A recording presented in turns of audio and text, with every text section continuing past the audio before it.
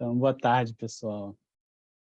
Como o Vinícius falou, meu nome é Rafael, sou professor do Instituto de Química da UFRJ, eu coordeno o laboratório de metabolômica, que é um laboratório associado ao que a gente chama LADETEC, né, que é uma holding de laboratórios, são vários laboratórios associados que a gente tem no Instituto de Química, e que todos têm em comum, né, todos trabalham com espectrometria de massas. Então, por exemplo, dentro do LADETEC nós temos o principal laboratório, que é o Laboratório Brasileiro de Controle de Dopagem. A gente tem diferentes laboratórios que trabalham com áreas diferentes, então, além de fazer pesquisa, né, tendo a espectrometria de massas em comum, a gente também presta serviços para a academia, para a indústria. Então, quem tiver interesse, serviços na área de metabolômica, proteômica, genômica, enfim, petróleo, que vocês imaginarem, entre em contato com a administração do LADETEC. Então, eu coordeno o laboratório de metabolômica e, no momento, eu estou aqui nos Estados Unidos como pesquisador sênior no Hospital Infantil de Boston, né, que é o hospital escola da Escola de Medicina de Harvard. Então, vou falar um pouquinho para vocês sobre preparação de amostras na metabolômica global. Então, o título de estudo é uma breve introdução, porque é um assunto extremamente complexo, um assunto muito rico. A gente poderia passar a semana aqui conversando, discutindo sobre preparação de amostra, porque se você for pensar, né, a quantidade de amostras diferentes, né, que você pode usar para uma análise metabolômica e protocolos diferentes de preparação para cada tipo de amostra, isso é um universo, né, imenso. Então, a ideia é só a gente poder trazer um assunto geral, discutir um pouco. Então, por isso, uma breve introdução. E eu vou ser extremamente tendencioso aqui, porque eu vou falar preparação voltada para análise por cromatografia líquida e espectrometria de massas. Então, essa é a minha área de interesse, né? E apesar de ser minha área de interesse, também é uma área que eu acho que tem mais aplicações, ou que tem mais usos, né? Você vê a quantidade de artigos, enfim. O que as pessoas trabalham hoje em dia, a maioria está voltada para análise por cromatografia líquida, acoplada à espectrometria de massas. Então, devido ao tempo, o objetivo é focar. Sei que tem outras, né? Você pode fazer preparação de amostra para análise por CG, que tem as suas características, ou outras técnicas, né, RNN, enfim. Então, aqui eu vou só focar um pouco na parte de cromatografia líquida, espectrometria de massas. Então, né, quando a gente fala de metabolômica, a gente está falando de uma área onde o objetivo geral é você investigar os metabólitos que estão presentes em organismos. Esses metabólitos podem ser aqueles endógenos, né, que são produzidos por esse organismo, aqueles externos, metabólitos exógenos. E esses metabólitos que estão presentes no organismo, eles sofrem uma fluência muito grande, eles têm uma dinâmica de transformação devido a fatores genéticos, devido a patologias ou devido a fatores que são ambientais. Isso faz com que os metabólitos eles tenham uma correlação maior com fenótipos, quando você compara com proteínas ou com genes, mas também faz com que a metabolômica seja uma área complexa devido à quantidade de compostos que você pode detectar numa amostra e a riqueza estrutural ou classes químicas presentes ali.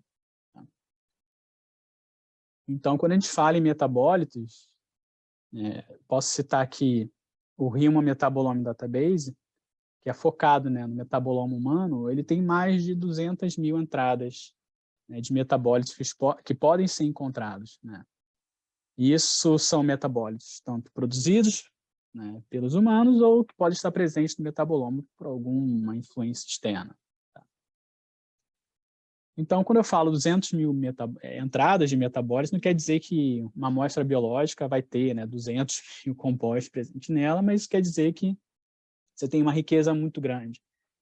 Então, hoje em dia se fala que um fluido biológico, plasma, urina, por exemplo, pode conter mais de 1000 metabólitos e que a gente ainda está muito longe de conseguir fazer uma caracterização completa desses fluidos, né? Porque tem uma complexidade da amostra muito grande. E o preparo de amostra influencia muito, né, essa quantidade de compostos que podem ser, né, detectados usando a sua técnica analítica.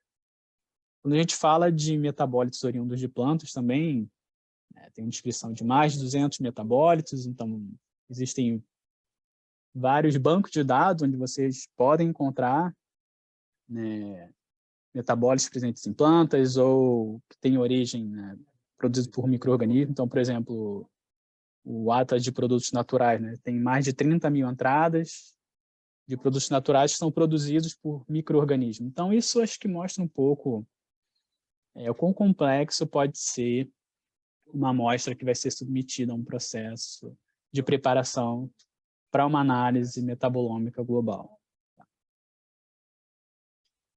Então, quando a gente fala em metabolômica, existem duas grandes abordagens. Então, metabolômica alvo, ou metabolômica global ou não alvo. Na metabolômica alvo, você tem um número definido de compostos que você já conhece, que você sabe, né, ou que você espera que esteja presente nessa sua amostra.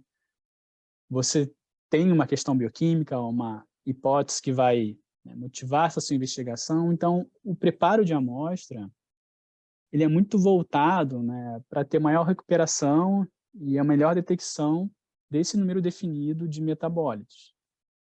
Enquanto que numa metabolômica global, a palavra diz tudo, né, global, então o seu escopo é global. Você, a princípio, não conhece os metabólitos, ou você não tem certeza, né, dos metabólitos que podem estar presentes na sua amostra. Geralmente é uma análise semi-quantitativa, né? Então, o que você quer na metabolômica global é analisar o maior número de compostos possível em uma única análise. Então, isso traz, né, muitos desafios quando se pensa nos processos de preparação de amostra. Então, existem muitos desafios aí, né? Então, por exemplo, você tem uma riqueza muito grande de compostos com estrutura química completamente, né, diferente, e você quer um método que ele seja pouco seletivo. Porque se você está trabalhando com metabolômica global, você quer analisar o maior número de compostos, então você não quer ser seletivo somente com uma classe. Então, você quer ter um método que seja pouco seletivo, você deseja remover os componentes, né, que são indesejáveis, componentes presentes na matriz ali, mas ao mesmo tempo você quer reter os seus compostos de interesse, você não quer perder seus compostos de interesse, né? E quando você prepara uma amostra, é muito importante que você preste atenção aos processos que levam à degradação dos metabólitos presentes ali. Então, você tem que evitar assim, uma degradação térmica, uma degradação enzimática, né, para uma atividade ali de uma enzima presente na sua amostra, ou às vezes retenção, a dissorção no plástico do tubo que você usa para coletar a sua amostra, né? E você quer que, além disso tudo, o seu método ele seja simples, ele seja rápido, né? Porque quando a gente pensa em metabolômica não alvo, sempre imagina um número grande de amostras que você tem que analisar, né? Várias replicadas, então você tem muitas amostras para serem preparadas e você tem que preparar isso tudo de forma que seja reprodutivo também o seu protocolo. Então, é claro que não existe um protocolo que vai atender todos esses requisitos. Com certeza, alguma coisa vai ser comprometida, mas aí que cabe, né, o analista a pensar aí qual seria o melhor protocolo de preparação de amostra para que você consiga superar a maioria dos desafios que você vai ter pela frente.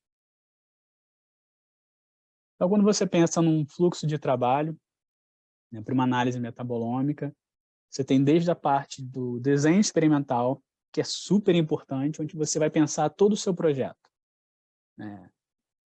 Então, seu desenho experimental, depois você parte para a coleta das amostras, armazenamento dessas amostras, depois o preparo, a análise, aí segue o fluxo, né, depois que você adquire seus dados, como esses dados vão ser processados, análise estatística que você vai usar para buscar a informação que é do seu interesse, né, quando você tem separação entre grupos ou condições que você, né, você tem ali no seu projeto, você tenta identificar os compostos responsáveis pela separação, você busca a interpretação biológica, depois você volta ali para tentar fazer uma validação, então você começa com uma análise não alvo, depois você vai para uma análise alvo para tentar fazer uma validação dos compostos que apareceram, né, como diferentes entre os grupos, e você depois tenta, né, pegar todo esse conhecimento e passar uma prática clínica, quem está trabalhando na área médica, na área clínica, ou, enfim, que seja o seu projeto. Então, o que a gente vai focar um pouco é essa parte inicial, né, que é uma parte extremamente importante, porque qualquer erro que você cometa aqui nesse início, ou um planejamento, uma coisa que você não tinha pensado, né, vai afetar todo o seu processo, né? E depois que você chegar aqui no final, né, é muito difícil você voltar para cá, porque às vezes você já não tem mais amostra para você preparar e injetar, você não tem mais à disposição o seu equipamento, enfim. Então é muito importante você sempre fazer uma discussão muito grande de como é que vai ser todo o seu protocolo, né? Desde coleta da amostra, estocagem, preparação e análise. Tá? Então, quando você começa a fazer um desenho experimental, você sempre tem que pensar, né? Ok, o que eu quero com esse projeto? Né? Qual é o meu objetivo? Estou querendo comparar o quê? Ah, então eu quero comparar paciente que tem uma determinada condição, sei lá, uma doença metabólica, com o meu grupo controle, são pessoas sadias. Ok. Mas será que não seria importante você pensar também, além de você ter pacientes e controle, talvez um grupo alternativo que seja pessoas que têm uma doença metabólica, não necessariamente a dos pacientes, onde você possa validar o seu biomarcador de que ele realmente é um biomarcador específico desse grupo de pacientes, não está presente em outras doenças metabólicas? Então, isso é muito importante você pensar, né, no início do seu planejamento. Ou, por exemplo, se você está trabalhando com a cultura de micro-organismo e você está querendo avaliar como é que um metabólito que você isolou de uma planta tem uma atividade biológica, você quer ver como é que ele altera o metabolismo de uma determinada bactéria, você está fazendo um estudo, né, de investigação de atividade antibacteriana, e você tem o seu grupo controle, né, onde você vai testar somente o solvente, o seu grupo onde você tem, né, teu composto de interesse, e você quer comparar como é que esse composto de interesse altera o metabolismo da sua, sei lá, da sua bactéria. Será que seria importante também pensar de ter mais um grupo, seria o controle positivo, onde você tem um fármaco ali para você comparar com um fármaco padrão, também como é que ele altera, se o mecanismo é igual ou diferente, enfim. Tem muita coisa que deve ser pensada nesse desenho experimental, tá? Então, uma outra coisa é o número de amostras. Então, acho que essa é uma pergunta que todo mundo faz e ninguém consegue responder, né? É muito difícil. Então, ok, quantas amostras? Fizeram essa pergunta para a Marina ontem, inclusive. Sempre tem. Quantas amostras? Aí pode falar assim, ok, para uma análise estatística, no mínimo 3. E quanto mais amostra, melhor. Ok, mas no mínimo 3. Você tem 3 amostras, tem algum problema durante o seu preparo, você, opa, esbarrou, caiu, vai. E aí, você só tem 2, você não faz mais nada. Então, a gente fala assim, ok, vamos com 5, porque se der algum problema, você ainda tem mais alguma ali, né, para suprir essa necessidade de ter pelo menos 3 para você fazer uma análise estatística. Eu falo assim, opa, 5 é pouco, vamos de 50. Você tem à disposição 50? Eu tenho 100 à disposição, ok, mas e aí? Você tem um equipamento dedicado para isso? Você tem tempo de equipamento? Você pode reservar o equipamento por uma semana para você injetar essas 100 amostras? Você vai pagar uma facility para injetar a sua amostra? Qual é o custo por amostra? Então, essa questão de número de amostra é muito complexo e vai sempre depender, né, do tipo de projeto que você quer, né? Então, por exemplo, eu tenho um projeto que a gente trabalha com doenças raras. E aí, a gente submeteu um manuscrito para a revista, o revisor falou assim, opa, mas 15 amostras é muito pouco, por favor, aumente o número de pacientes. Eu falei assim, meu filho, isso é uma doença rara, 15, conseguir 15 já é, oh meu Deus, 15 pacientes, então, enfim, é muito complicado.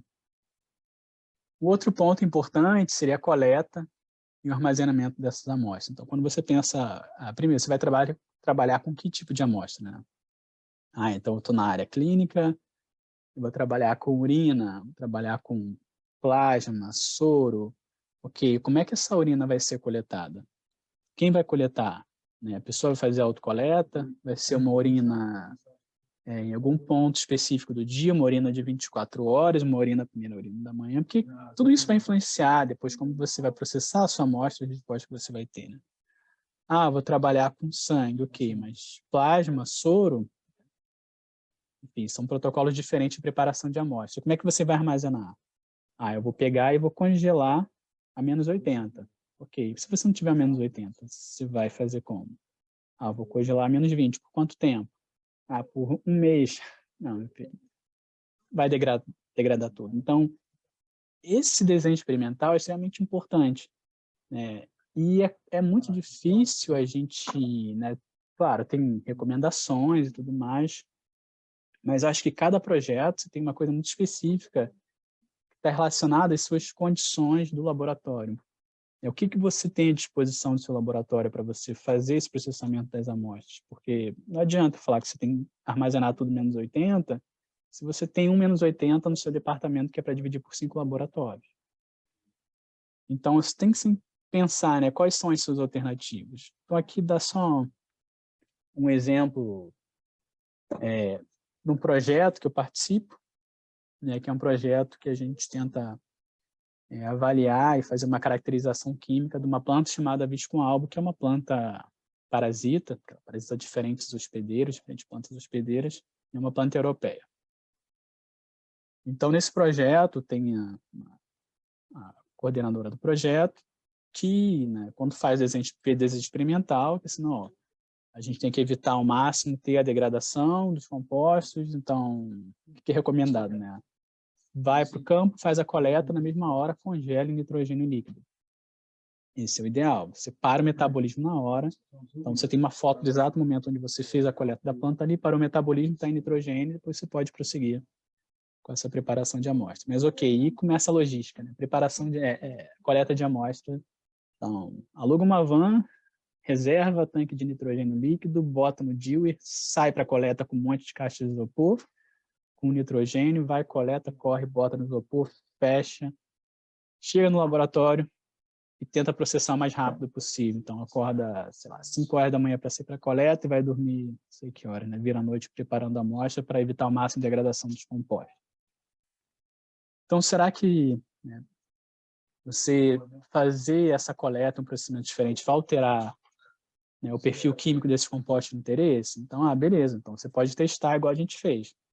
Então, tinha um protocolo estabelecido, vamos testar só ir para campo, coletar essas plantas, botar no saquinho, né, lacrar, leva para o laboratório, sem estar no nitrogênio, e faz o processamento mais rápido possível dessas amostras. Ou bota no saquinho, leva para o laboratório e congela, e dia seguinte, com toda a calma do mundo, acorda de manhã e faz a extração.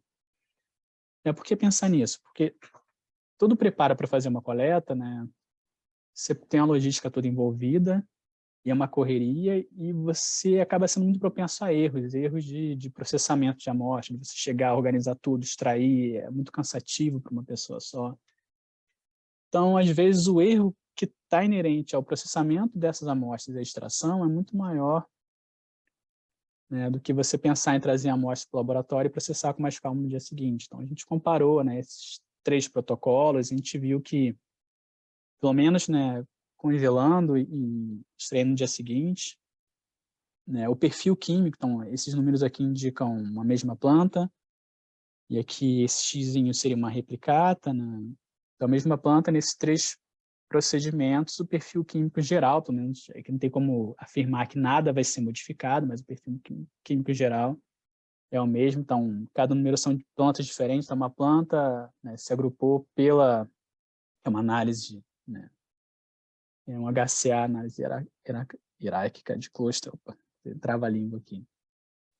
Então, a mesma planta, procedimentos diferentes de preparo, né, todos se agrupando. E aqui a gente não teve agrupamento, mas aqui fora de replicados, então um problema na hora de injetar as amostras no equipamento.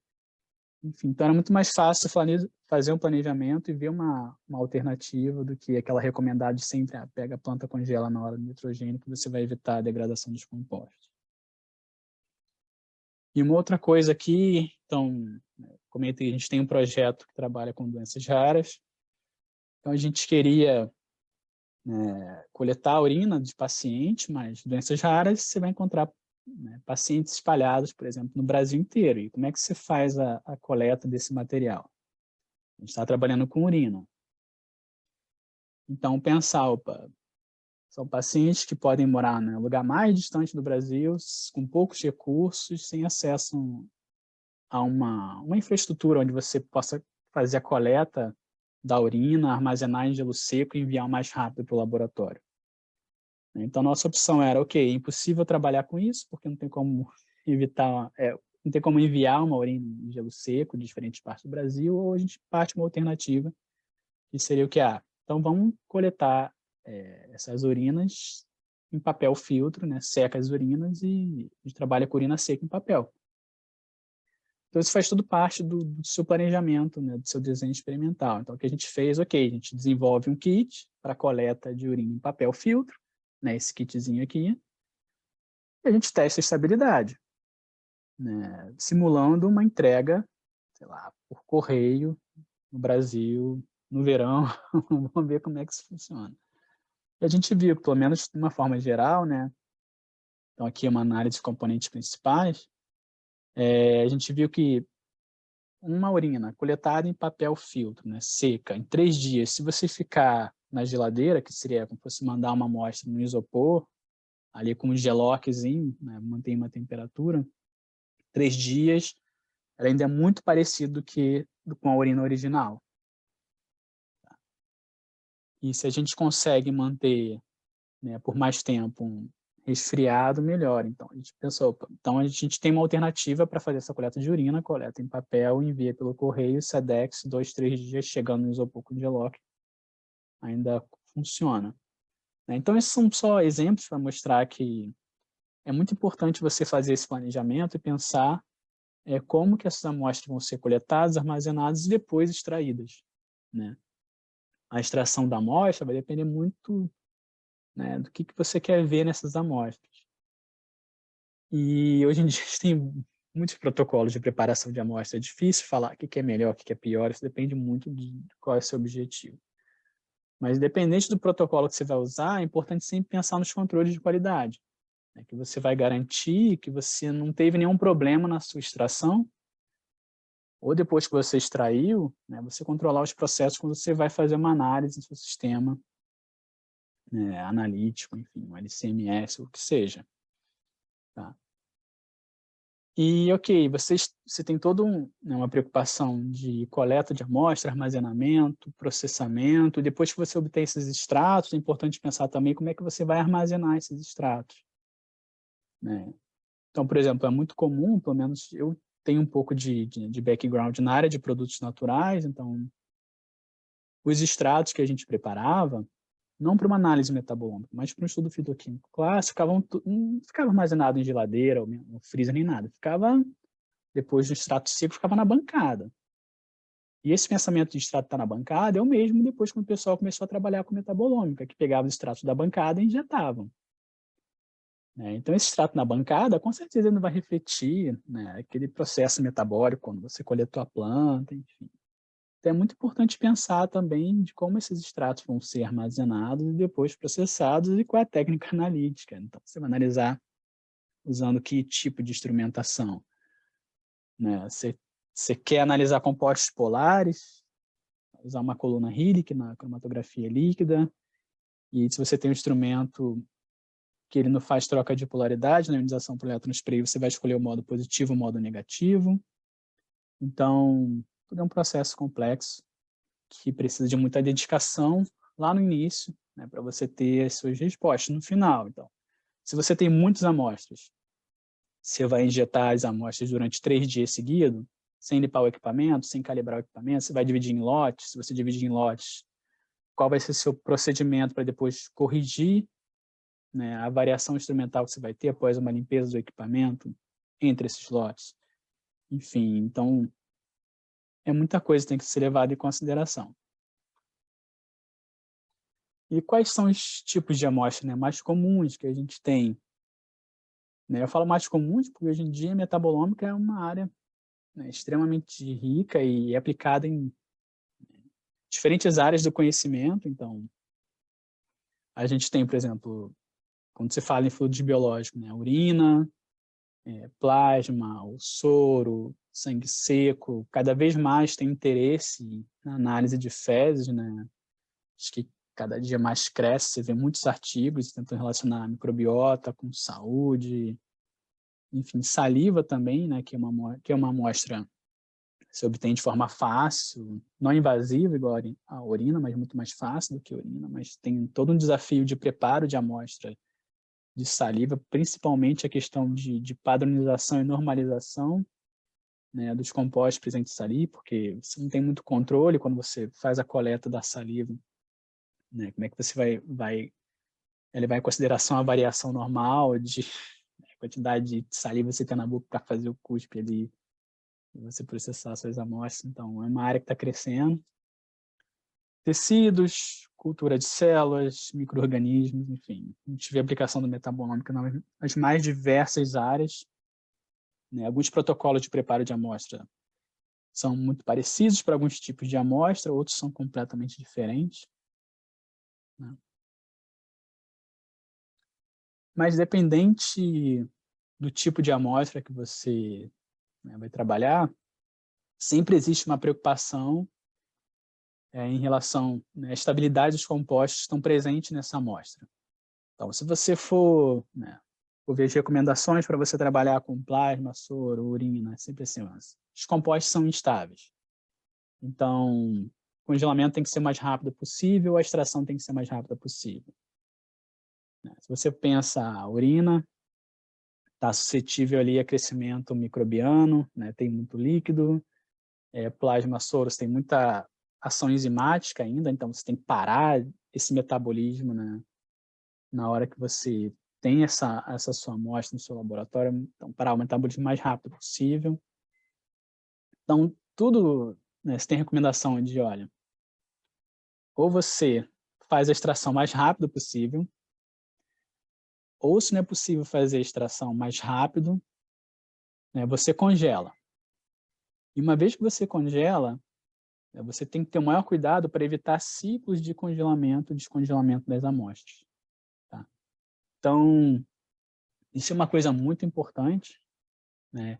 Então, quando você tem uma amostra que chega ao seu laboratório, né, e você vai fazer uma extração, se for possível, faz, em vez de guardar um pote com, sei lá, 200 microlitros de plasma ou 5 ml de urina, né, divide em vários frasquinhos diferentes, se guarda e você só descongela aquele que você foi trabalhar. Tá? Quais são os métodos de extração? É muito difícil, né, você recomendar qualquer método de extração, porque isso vai depender do tipo de matriz e do interesse, né? O que você quer buscar nessa amostra, qual é o seu objetivo final. Os mais comuns, né, método de extração na metabolômica é a precipitação por proteína, é um método extremamente simples e rápido, né? Você tem uma análise direta da amostra, é muito utilizado para plasma e soro, também é usado para urina, né? Vou falar um pouquinho mais, né, sobre precipitação de proteína, extração líquido-líquido. Então, você vai fazer uma extração bifásica com solventes, né, que não são miscíveis.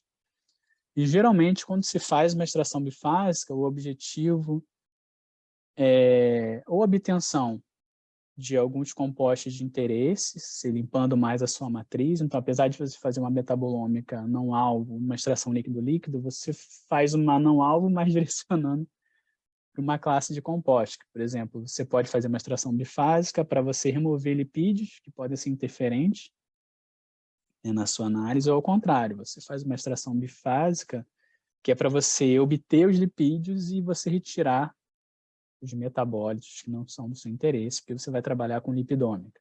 Tá?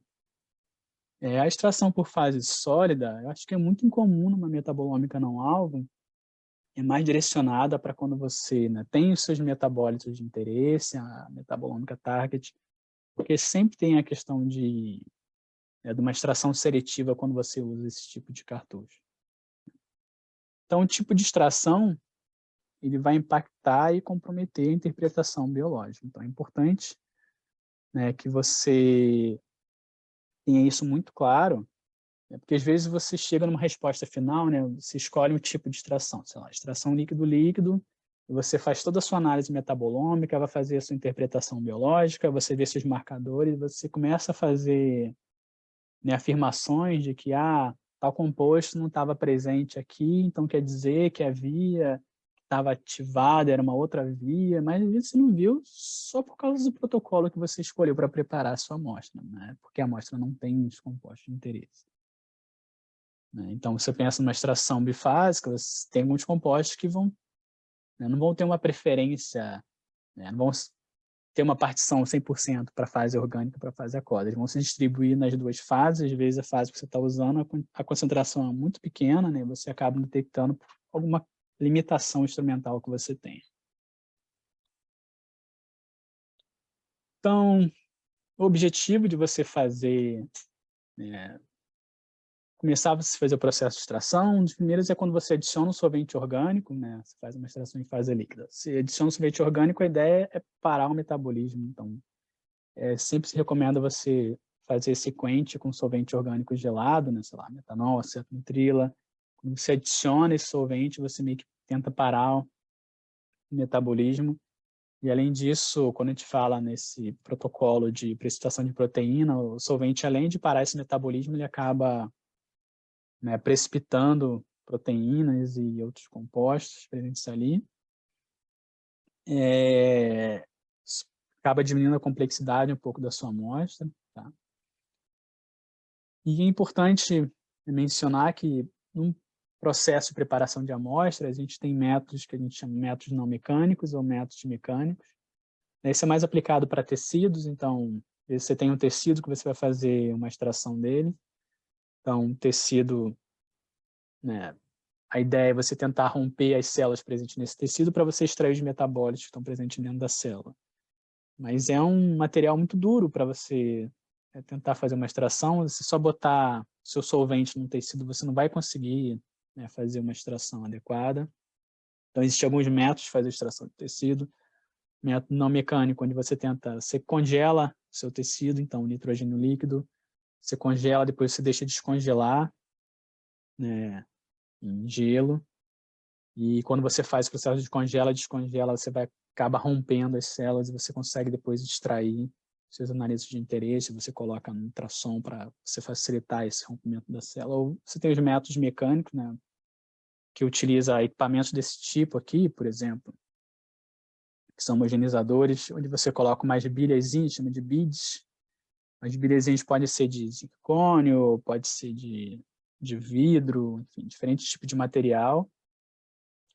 E esse tipo de equipamento ele faz uma agitação muito rápida e essas bilhas, elas, né, colidem com o tecido e destroem tudo, né, e acaba rompendo as células.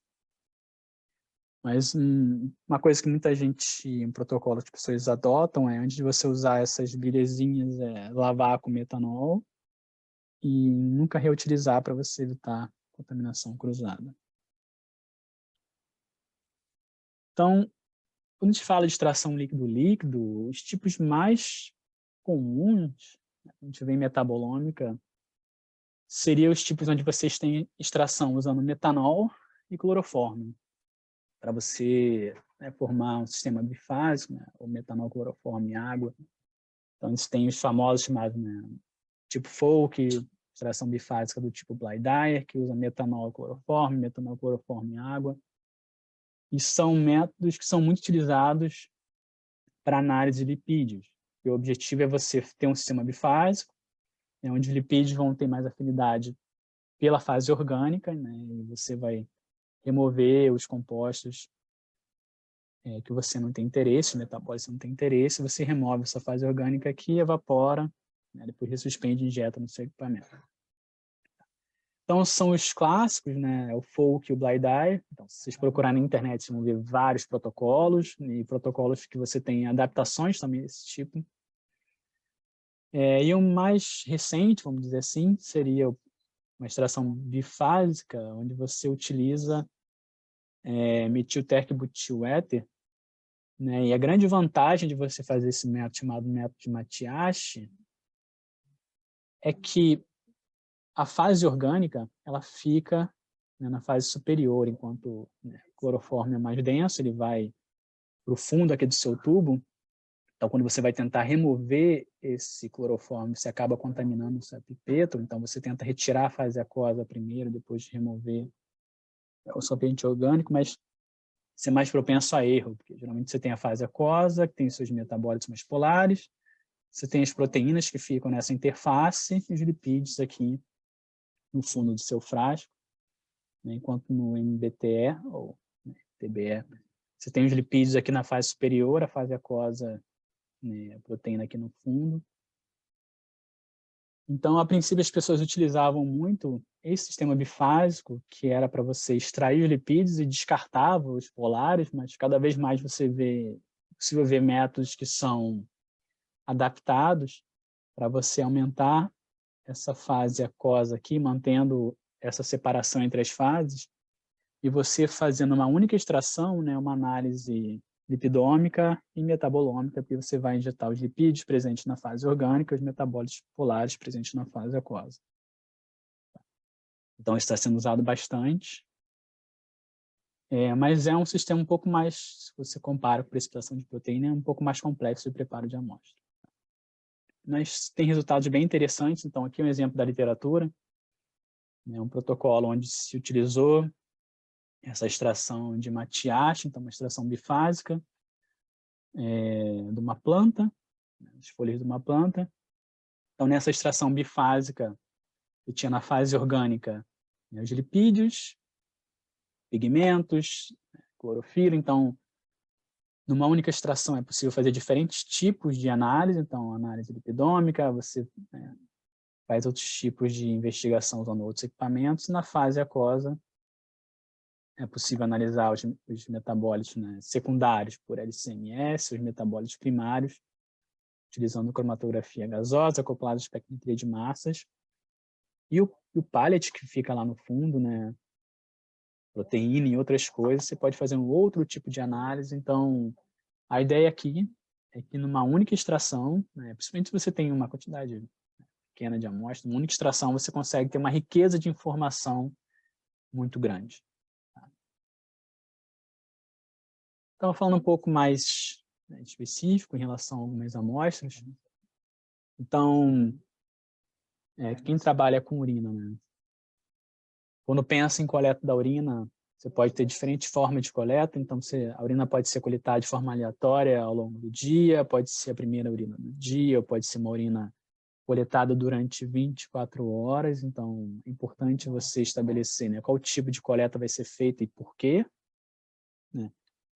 Então, a urina, uma vez que ela é coletada, ela tem que ser congelada imediatamente ou processada, porque, né, uma vez que sai da bexiga, está exposta à contaminação por micro-organismo e é uma amostra, é um fluido rico em água. Então, alguns laboratórios onde é mais difícil você ter um processamento imediato da amostra, e as pessoas adicionam azida de sódio para tentar evitar o crescimento bacteriano ou faz uma filtração. Tá? Então, você adicionar azida de sódio é mais uma coisa que você está inserindo na sua amostra. Então, o recomendado é tentar congelar de forma imediata ou processar a amostra. Uma coisa importante quando é feito o processamento das amostras de urina é que quando a urina é coletada, o ideal é que ela seja centrifugada inicialmente de forma branda, né, para tentar remover componentes celulares e não de forma já bem energética, porque você pode romper as células e extravasar o conteúdo das células. Então, primeiro você faz uma centrifugação mais branda e depois você faz uma centrifugação maior para remover particulado. Existe um protocolo muito comum chamado dilute and shoot, que simplesmente pega a urina, né, faz uma centrifugação bem branda, baixa velocidade, depois remove, né, o sobrenadante, faz mais uma centrifugação agora para remover qualquer tipo de particulado, faz uma filtração, isso aqui pode ser opcional, né? Você vai armazenar ou você vai processar direto, fazendo a injeção dessa urina, que é simplesmente fazendo uma diluição com água, numa proporção de 1 para 1 ou 1 para 10. Então, é um procedimento muito simples, é praticamente, né, centrifugar, diluir e injetar. Tá? Então, esse dilute and shoot é muito utilizado, mas existem algumas alterações nesse método. Então, por exemplo, o que a gente usa no laboratório, né,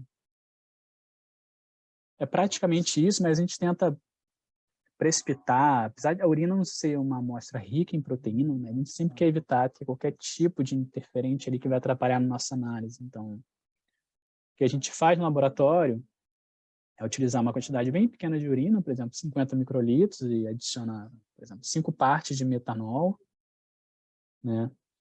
Então, claro, aqui já é depois de a urina ser centrifugada, adiciona 5 partes de metanol e homogeniza e coloca em menos de 20 por 30 minutos.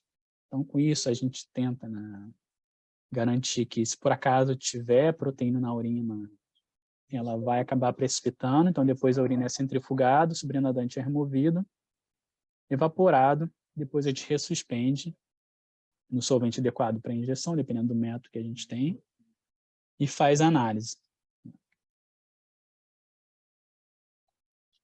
Plasma e soro. Ricardo, desculpa, só para te dar um aviso de 5 minutos. Uau, 5 minutos. Ó, vocês roubaram um tempinho meu antes aí, hein? Eu acho que até mais uns 10 minutinhos para a gente ter mais uns 5 de pergunta. E aí a gente passa para a Desculpa, Rafael. Não, é que eu acabo me empolgando, falo muito.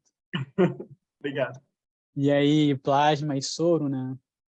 É importante quando você tem esse tipo de material é pensar, ok, quando eu vou processar, qual tipo de anticoagulante eu vou usar, porque isso vai influenciar diretamente, né, o seu protocolo de preparação de amostra e depois o que você vai ter, né, de interferente na sua análise cromatográfica. Geralmente se usa uma proporção de 1:5, parecido com a urina, né?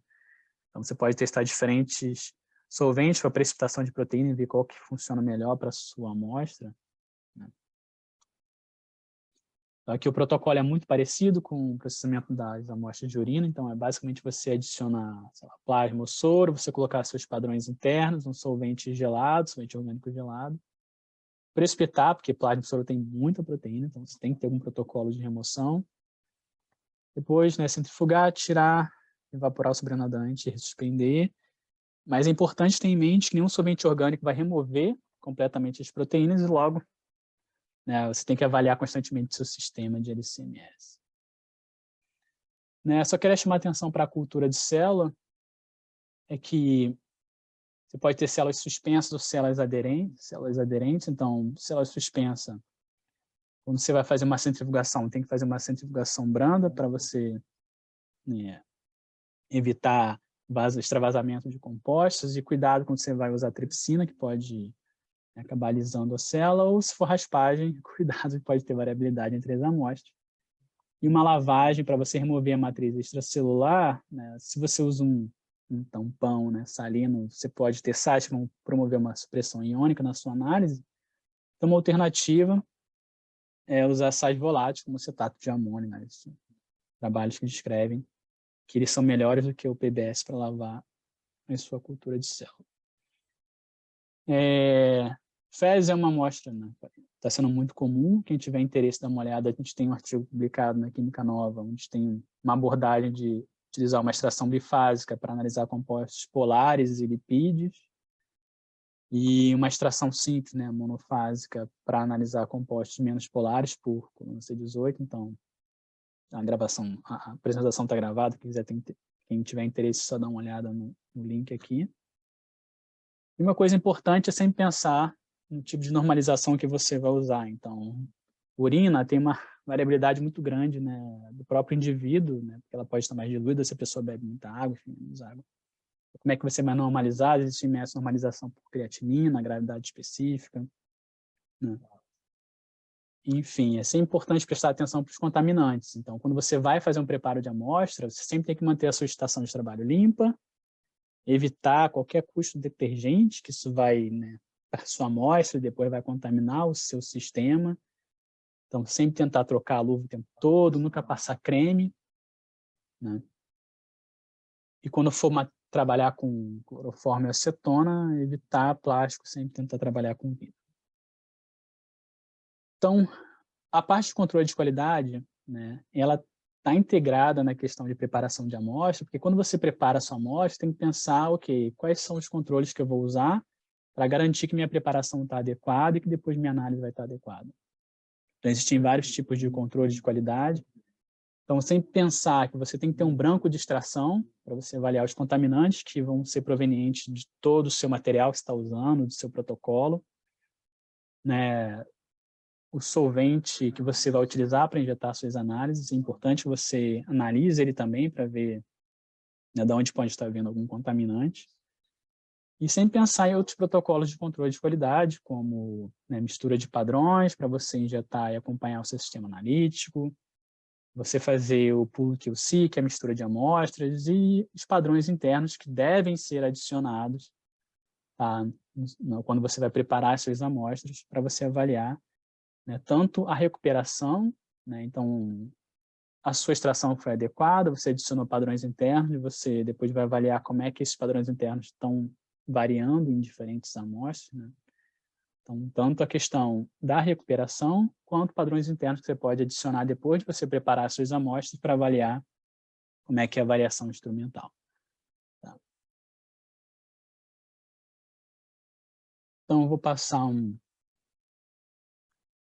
pouco aqui, só para mostrar. Uma coisa importante, que é pensando nos padrões internos. Tá? Esses padrões internos eles podem ser marcados atopicamente ou não, né?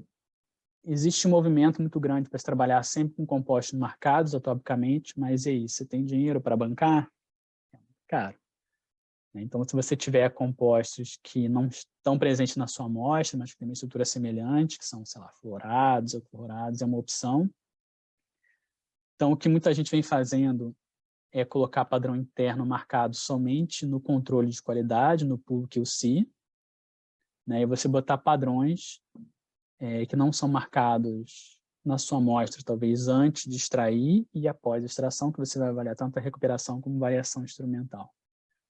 E para a lipidômica, existe o Splash Lipidomix, que é uma mistura de 14 lipídios, numa concentração que é comum de ser encontrada no plasma, que é uma mistura de padrão interno utilizada na lipidômica. Então, em geral, assim, queria deixar a mensagem que o desenho experimental é uma etapa muito importante, né, quando você vai fazer o seu projeto, deve ser discutido de forma intensa com os seus colaboradores, então, por favor, né, sempre discutam muito isso, né, como é que você vai, né, fazer todo o seu projeto, começando com a coleta e processamento das amostras. Muitos metabólitos são instáveis, propensos à degradação térmica, oxidação, complexização, adsorção em tubo, então é importante pensar nisso tudo.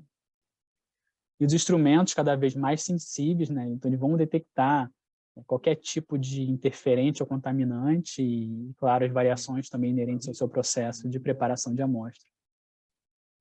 É importante identificar esses fatores que vão acabar, né, podem modificar o resultado da sua análise, para que no final o que você obtenha de marcadores químicos esteja relacionado somente a variações biológicas e não a variações inseridas que você acabou inserindo no seu preparo de amostra ou na sua análise instrumental.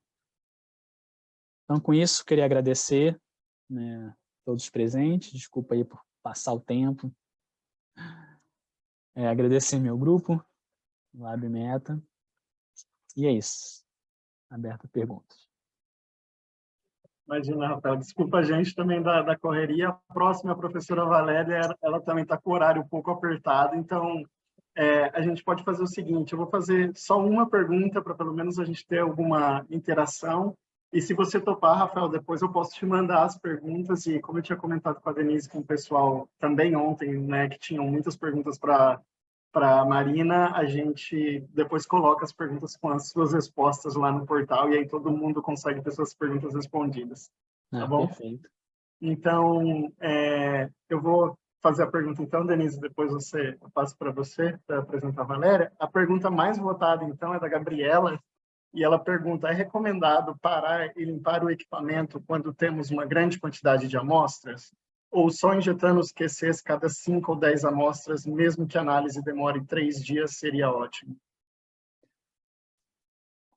Olha, usar o QC com certeza é recomendado. Você sempre tem que usar os controles de qualidade, né? E a questão, se você tem...